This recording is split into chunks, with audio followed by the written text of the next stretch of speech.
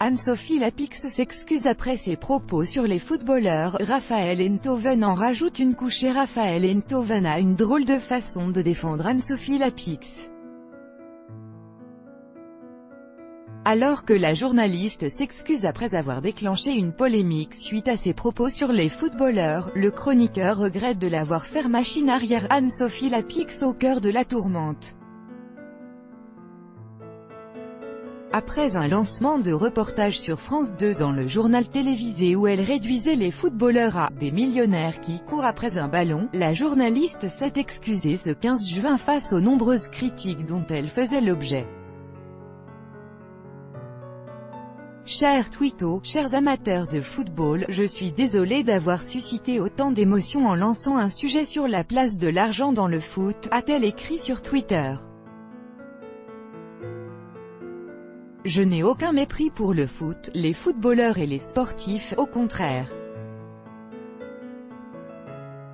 Je vous souhaite une magnifique Coupe du Monde. Ces excuses n'ont pas plu à Raphaël Enthoven. Le chroniqueur parfois controversé regrette en réalité de voir la journaliste contrainte de revenir sur ses propos.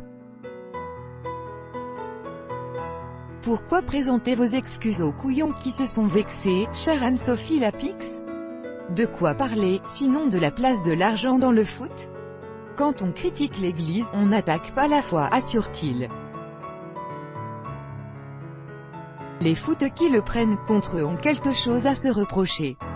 Pas sûr que cette intervention apaise les relations entre les fans de foot et Anne-Sophie Lapix. Ce qui ne semble pas gêner Raphaël Enthoven, qui n'est pas à une polémique près. Pourquoi présenter vos excuses aux couillons qui se sont vexés, cher @aslapix? De quoi parler, sinon de la place de l'argent dans le foot?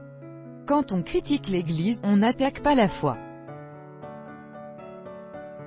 Les photos qui la prennent contre UXONT quelque chose à se reprocher. June 15, 2018. Crédit photo, Marc-Aurèle Lacroix, Bestimage. Chaque jour soyez le premier à recevoir l'actualité gala dans votre boîte mail. Recevoir, veuillez saisir un email valide. Vous devez accepter les conditions générales d'utilisation du site. Anne-Sophie Lapix.